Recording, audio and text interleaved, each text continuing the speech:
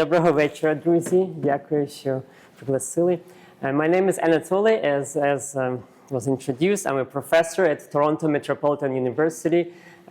Very glad to be here to tell you a little bit more about the social media lab, the research we do about Russia-Ukraine war, and then focus specifically on one of the platforms.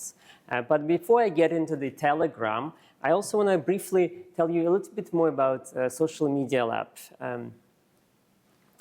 We are an interdisciplinary research center at the university, and we study how people and organizations use social media for various reasons. And increasingly, because we see how state actors, such as Kremlin, is weaponizing social media to spread misinformation, we feel it's quite important for us as a computational social scientists to be able to notice the pattern, to follow the trends, as well as to inform and educate the public about risks of being connected online. So that's us. We also publish, in addition to do more academic work, we also publish a series of public reports trying to understand how Canadians specifically using social media. And sometimes we have thematic areas we cover. For example, when Russia's full-scale invasion happened, we wanted to know to what extent Canadians are exposed to pro-Kremlin narratives on social media. So one of the reports in the series touches specifically on that issue. In the lab, we're also not just surveying, asking Canadians about their social media use and exposure to pro-Kremlin mis and disinformation. We're also developing tools, so computational tools, to understand this information space. And that necessitates of dealing with big data, so large volumes of publicly available data. So we're not doing any hacking, but what we're trying to understand is the public discourse that is happening online. Who is trying to manipulate it? So when you get a message on Facebook, Instagram, or Telegram, we're trying to understand to what extent that message is authentic, or maybe it was coordinated by somebody out in Kremlin or elsewhere. And also what technology was used to create that message. Because increasingly we're noticing that some of these more coordinated efforts are essentially being driven by AI, generative AI tools, so that you as a consumer of information may not even realize it's coming from real people because it's so authentic.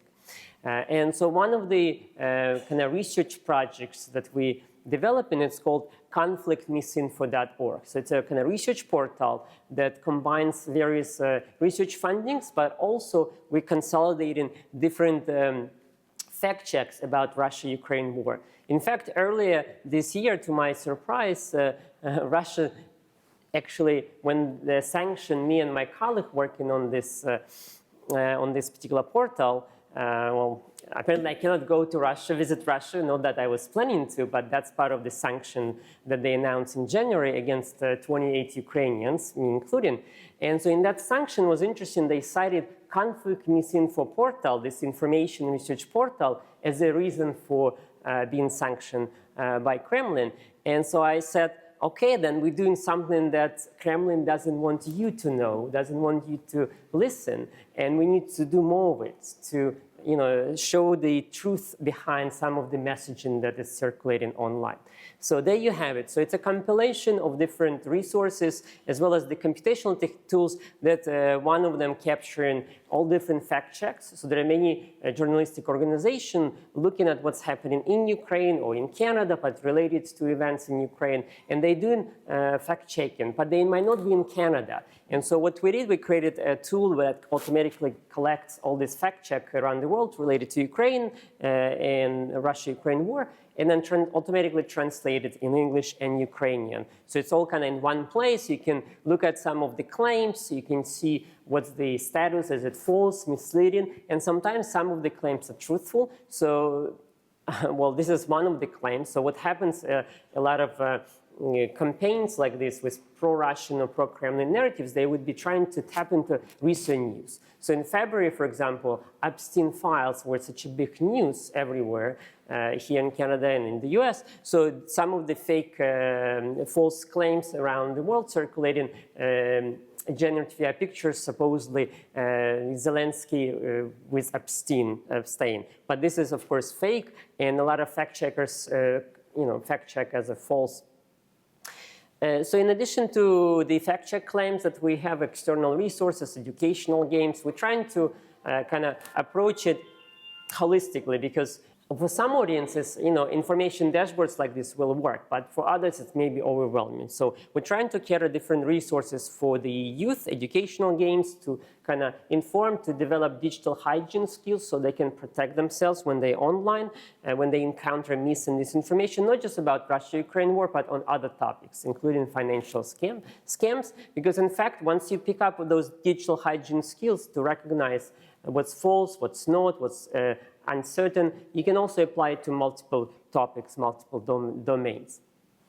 So some of the recent publications also featured on this website. I want to briefly highlight some of them and then dive deeper in this study that you saw in the abstract for today's talk about Telegram.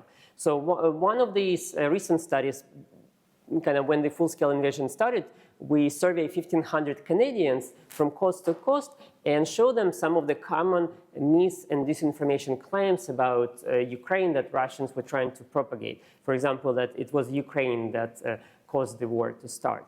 It was because, NATO expansion, things like that, that Kremlin liked to share. We want to know to what extent Canadians actually exposed to these claims and to what extent they believe it. And surprisingly, around 30%, 1/3 of participants said they believed to some of these claims to some extent. So sometimes we're in our own information bubble, not realizing that a larger population might be not just to be exposed to some of these claims, but may also believe to some extent.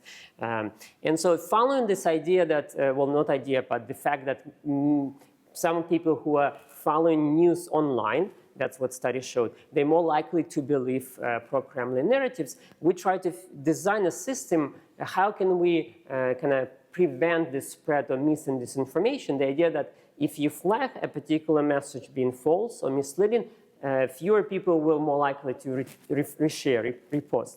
And so we designed this virtual social network that was for design purposes, but it looked exactly like Facebook. Maybe some of you still use Facebook. So you would imagine you go to your Facebook, you scroll through timeline, you see pictures, text, and we created a curated timeline that is as if you're using Facebook, and we ask people, well, spend some time using it. And we inserted in the timeline kind of fabricated claims that we saw online about Russia-Ukraine war and about Ukraine, about Canada, that known to be fact-checked and known to be false or misleading. And we can observe whether people will interact with those knownly false claims. And we created different conditions. In one group of participants, they didn't see any labels. So when they saw a video about supposedly, Poland planning to attack Ukraine, some conspiracy theories, there was no label that it was fabricated video. In other condition, another group saw that video, but there was a label attached to say, hey, this actually false, this news was fact-checked and it turned out to be false.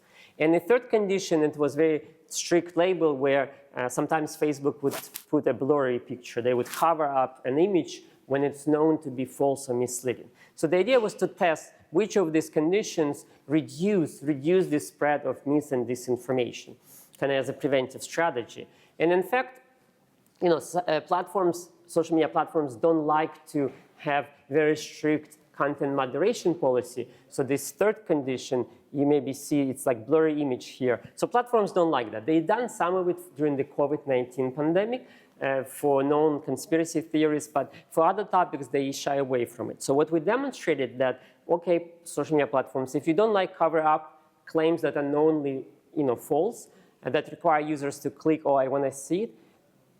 So even if you have a small label underneath, small label saying that this piece of, this message, this image, this video was reviewed and fact-checked by professional journalists and known to be false, people less likely to share it than if there is no label. So this kind of proves that journalistic practice of fact-checking things, credible practice, and showing that to social media users does reduce the spread of mis and disinformation.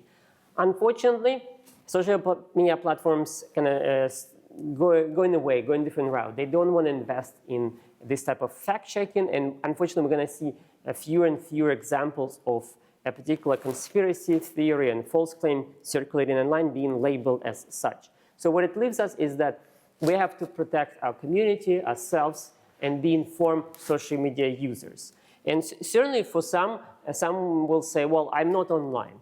Like many of you probably may not be even using some of the platforms we're talking about today. But what happens that even if we're not on social media, our neighbor is on social media, our family and friends on social media. So either way, you're gonna be influenced by what's being discussed and what's happening online, whether or not you like it. So it's quite important so that you have informed idea. If one of your neighbors will say, oh, I saw this news on social media. So your reaction will be A, well, what platform you used?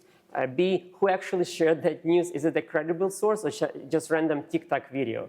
So you want to develop the kind of language where you can have a more meaningful discussion and don't just accept whatever your neighbor is saying or friends saying that they saw online. Because what they saw might not be truthful, right? Even if it may look very professionally made because it's, technology used generative AI. Another concerning trend we found when we look at X, Elon Musk took over Twitter and many pro-Kremlin actors, turned to X because it was quite easy for them to use automation to run coordinated campaigns. So coordinated campaign in that regard is when you think you're talking to somebody, but it's actually an automated account. Or you see a particular message that it's becoming popular, viral, right? So many people repost it, but those many people are not actually people, they are bots, they are automated accounts. So because X has such an easy way to automate some of this messaging and create fake accounts, it's also an important platform for us to study what's happening on that platform. So one of the studies that we did, we look at the discourse about Ukrainian refugees. So specifically after full-scale invasion, you see all this messaging starting circulating on X saying, well, what about you helping Ukrainian refugees in Germany or in Canada, but what about other groups? And so that actually was very strategic messaging by partisan actors. So those were not necessarily Kremlin operatives or pro-Kremlin narratives. It just aligned with some of the pro-Kremlin narratives. But a lot of it was the far-right individuals or actors who were using Ukrainian refugees as a way for them to amplify their messaging and mobilize their own audience against whoever is in power and whoever is trying to help Ukraine or Ukrainian refugees. So this is a little bit about the lab and some of the projects we're doing. So I hope we have some time for questions as well. And maybe you have some questions or comments now. I don't know if we have time. Happy to answer before we dive into the Telegram. So if there are any urgent questions you would like to ask? Yeah. Could you just explain Telegram, who owns it, and where is it based? All right. And you want to move the microphone closer to you, I think we'll hear better. Closer? Yeah, Yes. closer. Yeah, so the question, I'll repeat the question then. So the question is related to Telegram about ownership and where it's based. So the question comes up often. So it is supposedly independent of Russia, but quite often we find that Telegram as a platform cooperated with the Kremlin by shutting down some of the channels that Kremlin would request it. It is a decentralized platform, meaning that it's not on any particular server or any particular country. So this way, even if you block one server, there will be access to the platform. The owners will say, well, they're independent of Russia, but it's a question mark. We'll get to a little bit of kind of politics and influence later on, where we'll discuss what's happening in the platform. So keep that thought. Any other questions about maybe other platforms? Yeah, I mentioned X. Anybody still using Facebook here? Some? Yeah. Facebook, in fact, is still the #1 most popular platform in Canada. and followed by Instagram and YouTube. So Telegram, while it's not popular in Canada, some of the actors who do spread pro-Kremlin narratives, they will be using multiple platforms. So by studying what's happening on Telegram, we kind of can identify what type of messaging and narratives happening on other platforms. So we can develop effective either educational strategies or intervention strategies to combat mis and disinformation. And so this just shows you why we were looking at Telegram first, because it is quite popular in Ukraine, as well as in Russia. And so this is the question for us was, who's actually controlling the messaging on this platform?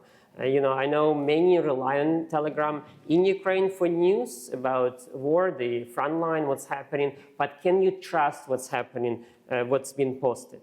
And so that was the idea. Essentially, we tried to collect a large data set of publicly available channels and groups, collect the public messages and see who is sharing messages within this Telegram network. And by mapping the network, I'll show you in the network in a few slides, we can actually track where the source of information is being originated.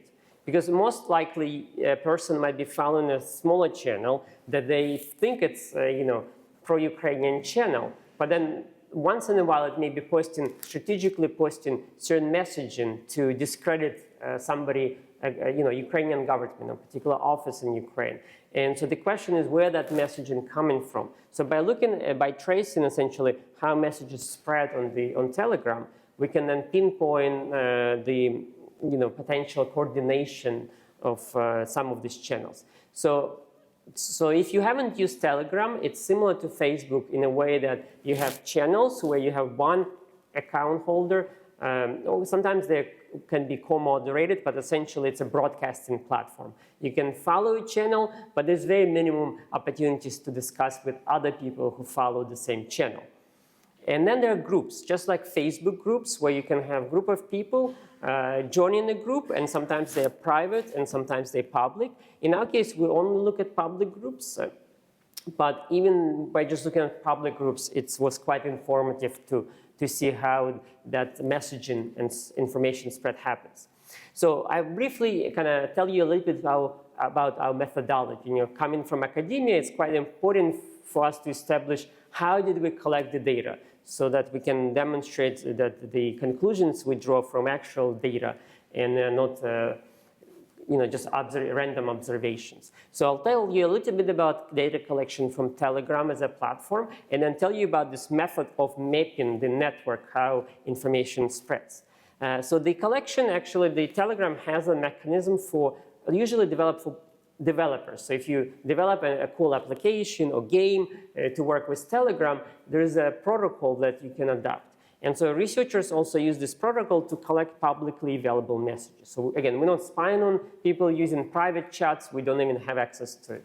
But just really observing what's happening in this public space on Telegram. So we collected 500 million messages for the period of time from 2022 to 2024.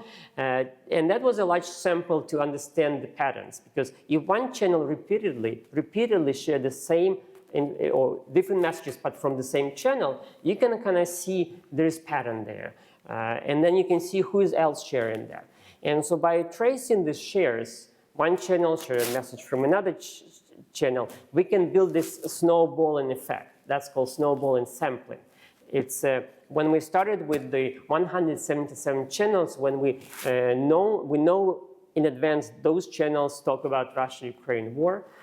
Some of them were highlighted by Ukrainian security services. Some of them were just popular channels, but covering Russia-Ukraine war. So you start with that smaller group, and then you see what links they share, whose messages they're sharing. So you build in a larger network for each iteration.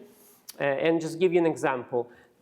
So there's this infamous channel, Donbass Devishka, and it's run by a group of moderators, but essentially it's they tend to post in English, but it's really pro-Kremlin channel. And so in this example, this Donbass Devishka posts a message from RIA News. So essentially reposting it, but because the channel is in English, they're trying to translate what's happening, what was posted by RIA News to their English language audience.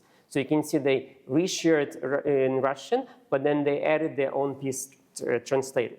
In another example, the same channel could be just reposting. So not adding additional information, but reposting something that other channel posted. So in this case, the channel they were reposting is called Missile and Nukes, just the name of a channel. And that channel happened to be in English. So there is no, I guess, need for that Donbas Девушка channel to retranslate because they target an English audience. But this one, for background, like this message was when Ukraine shut down the Kinzhal ballistic missile for the first time in Kiev. And Russian Telegram channels like, oh, it's never happened, like Kinzhal cannot be shut down by Patriot missiles. And so the video was essentially showing the remnants of the Kinzhal missile in Kiev, and this missile and nukes kind of discrediting, oh, it's not Kinzhal, it wasn't shut down by Ukrainians. So this is just to give you an idea how we can discover how information travels from one channel to another by these reshare practices, either linking to or directly resharing. And so you repeat these steps automatically. You can discover other affiliated or related channels that reshare each other content. And so you get this busy network with over 20,000 channels. That's based on the 500 million messages.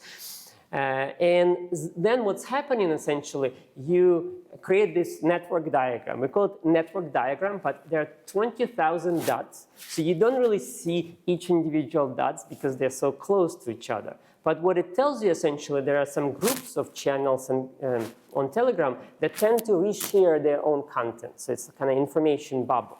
And then what we do next, you assign colors. So the colors assign randomly, but they have certain meaning. So channels that receive the same color, they tend more likely to reshare each other information, more likely than the rest of the network, than from somebody else. So that allows you to identify groups of channels that reshare the same content, which means that doesn't matter which channel in that color group you follow, if you do, you will get pretty much the same story, the same messaging over and over again. So you may be on the periphery of one of the clusters, but if it tends to reshare certain point of view or certain mis and disinformation, you will get that indirectly by the channel you follow, forwarding that from the other one. So I'll briefly tell you a little bit about this network.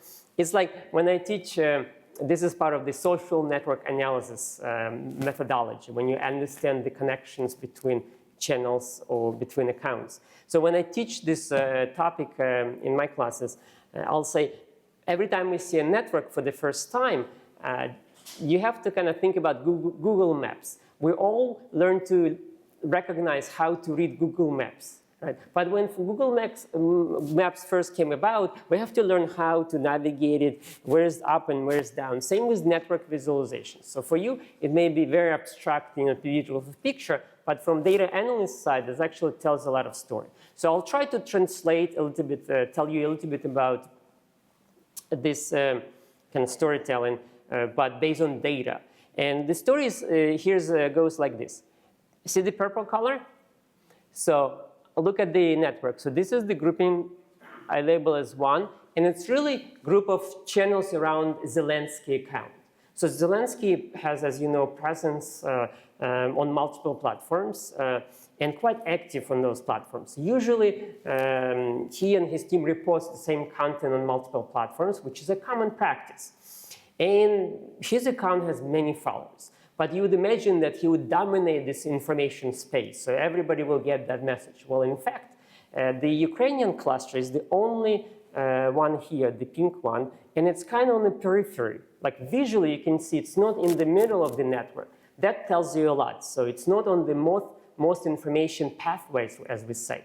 Think about it as if this is Toronto, and we are in Etobicoke, we would be here, and this is downtown in the middle. So that's exactly what's happening on social media when we map it this way. And that's important because people who may be in this pink cluster, they may think that, oh, this is all, there's lots of Ukrainian channels. But in fact, majority of Telegram that talks about Russia-Ukraine war, the way we mapped it is actually Russian language, but more importantly, it's from Russia. And so what it means that you have to be super careful if you engage with this platform, regardless where you're located, you may be being exposed to some of the messaging that is maybe implanted, maybe unknowingly reshared and came to your screen. So let me tell you a little bit about other clusters, just to give you an idea who else is dominating or present in this network. So again, we talk about this number one, pink one, but let's look at the middle one. So if you look at this number 3 cluster, it's like a light bluish color. It's very dominant, it's in the middle, and you can see the label assigned here, pro-Kremlin military bloggers.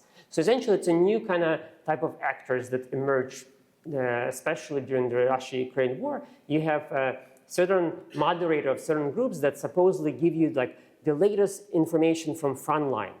Some of them, they would use terms open source intelligence, OSINT, or military bloggers, mil bloggers. And so people will start following them because supposedly they have exclusive news about frontline. But sometimes that news, quote unquote, news implanted by certain organizations. And so you can see there's a vibrant community of military bloggers that is coming from Russia. Next to them, this cluster here, there's right here, RIA News. So that's a mostly Russian news organization, if you can call them that way, because they're mostly state-controlled. There's no really independent thinking happening, but they are also quite central, meaning that whatever is broadcast on channels, and RIA News, by the way, is the most dominant channel in this network. So whatever RIA News posts, all the channels quickly repost it. So that's what it says. It all goes spread to all other channels. And so you have essentially 2 cores, this RIA News and the military bloggers. Somewhere in between, so continuing, still with me? Right? All right, so continuing this story, so there is also some of these accounts, so let me see, number 7. Let's look at this one, Belarusian cluster. It's a small cluster, but look how closely, number 7, this one, green color. So this is a set of channels that are from Belarus, and there are some Belarusian news or government channels, but look at how closely they are connected to the core, which is, Kremlin-related core. That means that they don't have independent information space. Probably it's not news to you, but you also can see that online there's no really independent information space, because whatever the RIA News and other Russia-affiliated channels post, Belarusian quickly discuss, repost to their own audiences. So that's important to know, the proximity to the core, as you notice. There's another interesting cluster here, number 9. And so this is here. It's Russian Ministry of Foreign Affairs, Ministry of Defense in English. So these are channels, so this number 9 here in red color. They're not at the core, mostly because it's not the Russians they are targeting. They are really targeting Western audience. They're posting in English. Remember the channel I mentioned, Donbas Devushka, that posts in English, and one of the administrators actually in the US. So this is one of the primary sources for those type of bloggers, where you have Russian Minister of Foreign Affairs or Minister of Defense posting something in English. So it's much more digestible by pro-Kremlin actors to pick up and reshare in their own audiences. Yeah, there are a bunch of other peripheral actors, peripheral accounts, and most of them, like number 5, this is, if you look at it, Russian regional and government agencies. So essentially, you have a local channels covering local news, but sometimes they also talk about Russia-Ukraine war. There's a question. Yeah, sorry, maybe I missed that. So which features are on the horizontal and vertical axis? Are those principal components or real-life features for this clustering? Now we're getting really technical. Just curious, sorry. No, thank you. It's not principal component analysis, it's a way to visualize multidimensional data. Here, it uses a different approach, but the concept is the same. So the channels that are likely to interact or share information, they will be closer to each other. So you can think of it that way, and I'm happy to get technical maybe after the presentation. Yes? I have a question. I mean, we see on that map it's predominantly blue. Does that mean that there's so many, the size of that blue means that there's so many interactions that are happening? So is this now the Russian government that has its own employees or something pretending to be bloggers? Or what? Because does that mean numbers, the blue? Because I'm a little confused. The blue on your on the left side indicates 10.5%, yet the whole map is almost predominantly blue. Yep. So I'm a little confused here. Yeah, I'm happy to explain, and I'm glad you picked up on that. So maybe I will mention briefly the percentages here. This is percentage of channels overall based on these 20,000+ channels. And so it's good you notice it, yes. So if you're just looking at the percentage of channels for each cluster, you may say, oh, Ukrainian and pro-Ukrainian cluster, the purple one, has 14% of the whole population. So yeah, Ukrainians doing great on Telegram. But then once we map it on this network, it's very dense, meaning that the information is not very diverse. And it's inner looking, so everybody is very densely located in that particular cluster. So even though there are 14%, almost 15% of the whole network. The reason the number 3 cluster, even though it has 11% of the total population of channel, it's a little bit more spread out, and essentially it tells you a little bit about diversity or orchestrated diversity of these channels.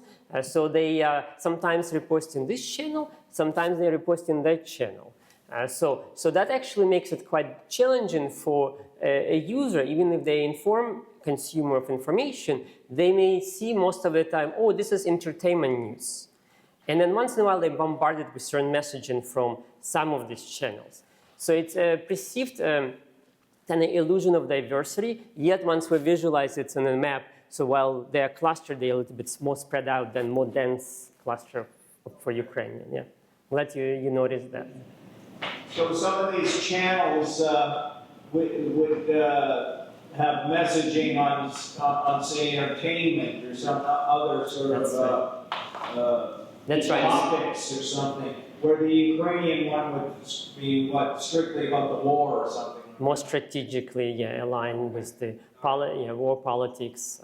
And this is also reflects how the platform is being used, but also for the Russian audience also demonstrates, even if they follow, let's say, number 2, 11%, like this cluster, this is memes meaning like entertainment, like funny pictures. But they are also linked to military bloggers. So you can't really escape that echo chamber. So essentially, you don't even want to follow news about Russia-Ukraine war, but once in a while you've been infused with that messaging that then can formulate your point of view and opinions. Yeah. And I would actually argue this is even more dangerous way to consume information, where you don't actually expect or don't think you're being influenced, but you actually are, versus when you're purposely seeking out certain type of messaging, then you follow a more centrally located channel. There was another hand. So how is this used practically? Yeah. What do you do with this information? Yeah, so one practical thing is actually to show it to you so that you can see the danger of using Telegram, or at least using Telegram and expect incredible news. I was talking to some moderators of Canadian Ukrainian groups on Facebook, and so they said many Ukrainians who came recently from Ukraine, they still getting their news from Telegram. And it's very hard for them to encourage them to switch to some of the platforms that they organize on Facebook. For example, Facebook groups where there's more control about information flow and who's influencing it. And so my hope is that by highlighting who's trying to influence you and how exposed you might be, that makes somebody think twice, maybe whether to diversify the information sources, think twice whether they should repost, reshare. And sometimes, maybe not in this context, but when senators or other committees in Ottawa invite me to testify, to inform them what's happening in this space, because they want to know whether it's at the point where they need to do something, like maybe regulation, maybe we had similar discussions about is TikTok it's dangerous in Canada. So this is kind of my role as academic to inform public, but also inform policymakers. Unfortunately, there's not much we can do in terms of influencing platforms themselves. I did show you the study earlier where we look at the labels. Like, fact-checking helps to inform the public, but that requires the willingness of social media platforms to work with you. But they are there to make money, right? To sell your eyeballs. So eyeballs so that they run ads. And if they want more engagement, not less engagement. So from that perspective, we realized we tried working with platforms in different ways, but it's just not their business model. Yeah. And sometimes we work with the journalists.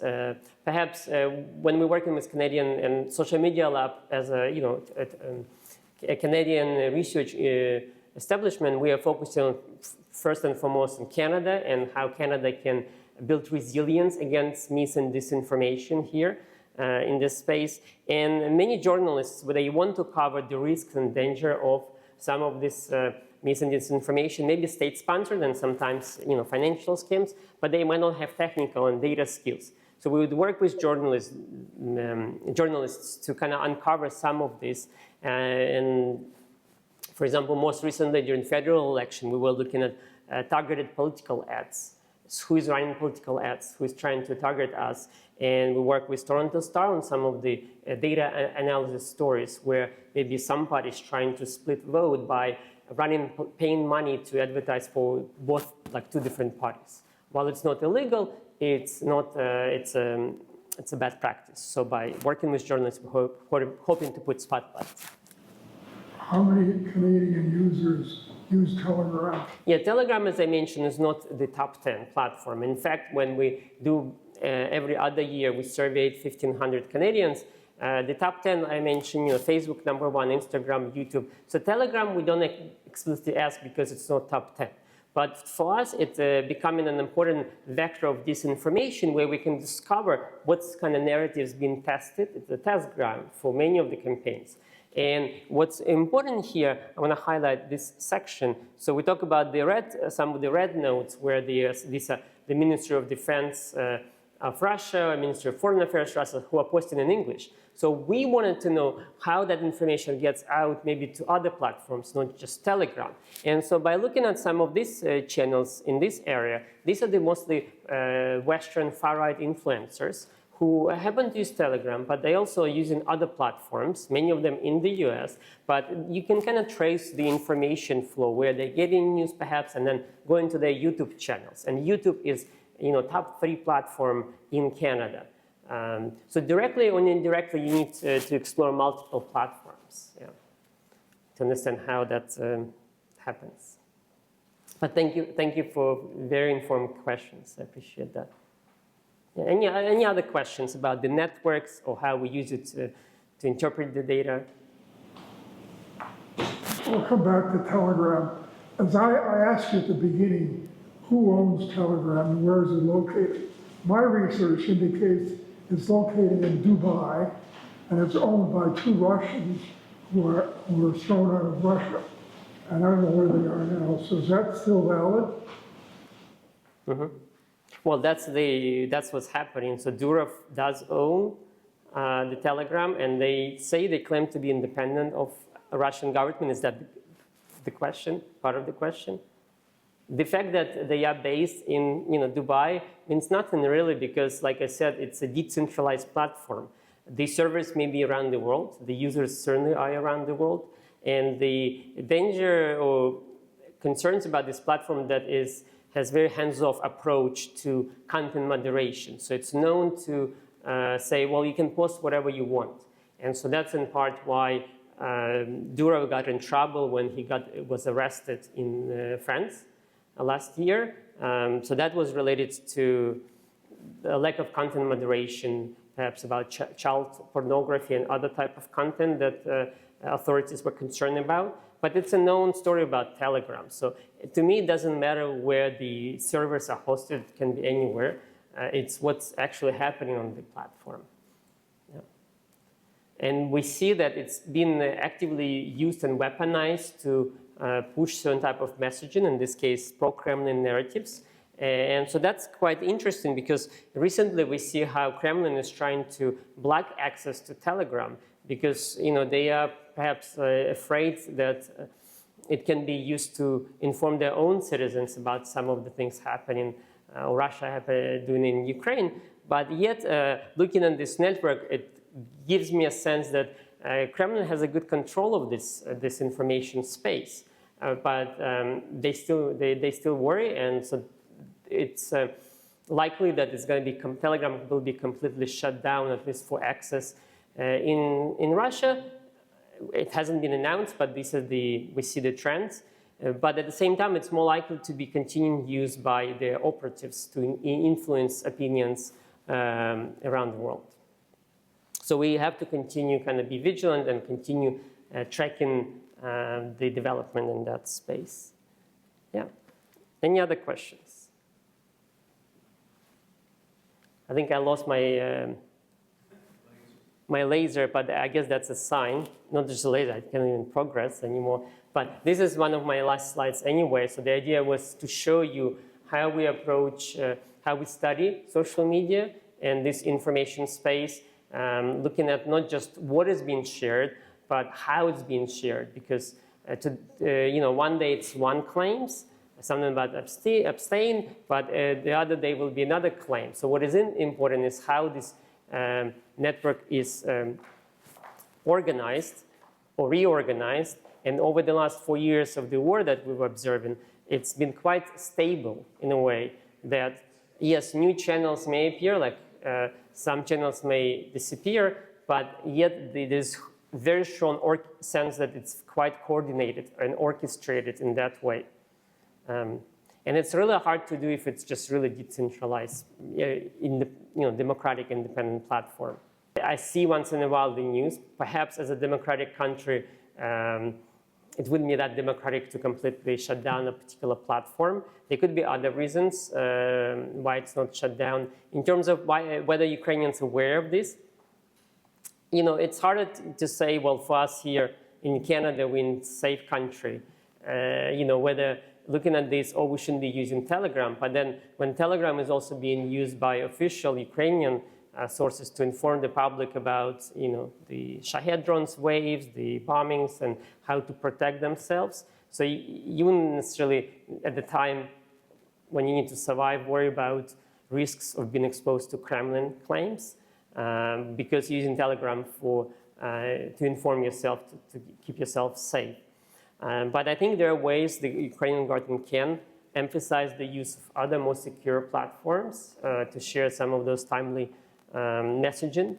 So the other reason, of course, maybe once you've seen more narratives, and this goes to this idea of inoculation against not virus, but against disinformation. So in Ukraine, you're more exposed, more likely to be exposed to many of these claims.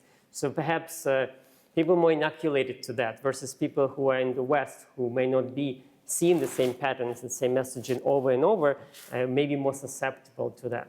So it's really hard to tell because we don't want to say everybody like that. But I do remember at the beginning of full-scale invasion, the Ukrainian government was running media information campaigns, and I was quite impressed where they would remind people that what they see online, there may be some false misleading claims. So, and there was a strong inoculation campaigns happening across platforms. I haven't seen it recently.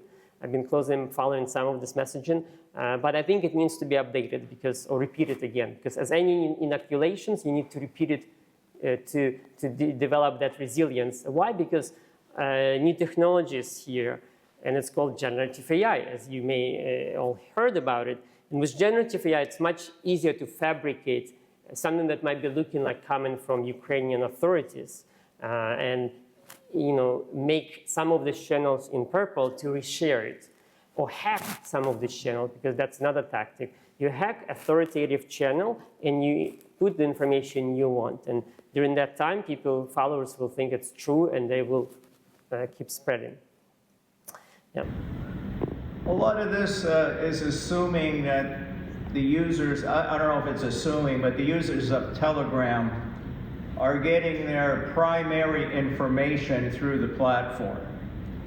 And I wonder if there's any studies done, how many people are say, going to, say, legitimate news sites, being AP, BBC, New York Times, The Guardian, whatever. I just named some of those. Is there, that would be interesting because perhaps there they would get the true information or more, say, unbiased. I mean, everything is biased from one aspect to another. But a lot of this is now, you know, these platforms are so popular, maybe perhaps, you know, in a younger demographic, I don't know. But they are getting their primary information through these platforms rather than, you know, broadening their horizons and accessing, you know, different, say, more legitimate or honest, you know, news sources.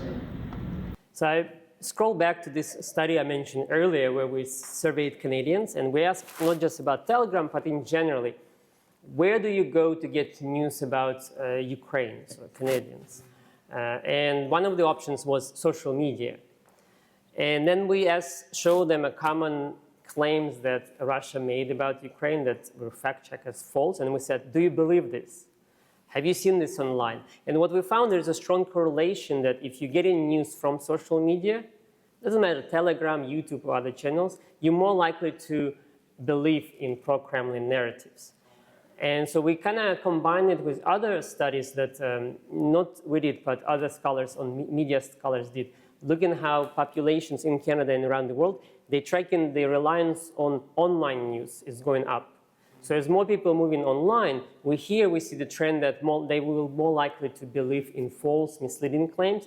In this case about Russia-Ukraine war, but you can also imagine how it translates to other topics. Why? Because the space is not regulated. You know, while there may be biases in certain mainstream news channels, those spaces are regulated, and you have professional journalism, journalistic practices applied. In online space, you have influencers. TikTok influencers telling you about news in Ukraine, Russia-Ukraine war, impact on Canada, and they have millions of followers, perhaps more than any of some of our journalists here in Canada has. And the way they communicate it is like a very authoritative way, but many of them just doing it to gain followers, you know, to gain more people to follow them. They may care less about certain countries. And so that's why we think it's a dangerous trend as we see the funding of independent journalism is going down in Canada and around the world. Now we see this avalanche of new news influencers appearing on YouTube, YouTubers and TikTokers of the world. And that's where the younger audience will get their news. So I think we need to talk more about how we can support local journalism, how we can support the profession so that it's not that we turn around and that's all is left. TikTok influencer telling us, you know, what Mark Carney said. I think it's very important to introduce media literacy, you know, not at a university, college level, but at a grade school level, because these, you know, phones are being used by, you know, people that are whatever, 10 years old, and that the government should be investing in that kind of resource because Definitely. It's really problematic what's happening now, and you know, trying to assess what is true and what isn't, right? Yeah, we can look at some examples like Baltic states. They introduced early on the information literacy in schools, and they've been showing good examples how the graduates, they grew up with those transferable skills where you can, and it doesn't mean question everything, because that's how conspiracy theory spreads. If you have individuals who question everything, that's a good ground for conspiracy theory to spread. But it's about critical thinking and evaluating information. And I'm worried about new generation because they don't even Google anymore. They rely on ChatGPT type of tools. They ask the question and they get an answer. With Google, at least you have to work a little bit harder to find out what this website is. With chatbots, you get an answer. You don't even see a source most of the time. And what's happening that each government trying to train their own chatbots, train their models. And so we see this in China, we see this in Russia, we see this in the US. In Canada, we don't see it, we don't have money because it's so expensive to train what we call foundational large language model.